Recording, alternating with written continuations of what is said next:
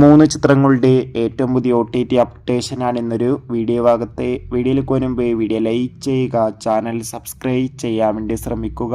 അതോടുകൂടി മൂൺ വാക്ക് എന്ന ചിത്രം ഇപ്പോൾ മുതൽ ജിയോ ഹോട്ട്സ്റ്റാർ എന്ന OTT പ്ലാറ്റ്ഫോമിലൂടെ ലഭ്യമാണ്.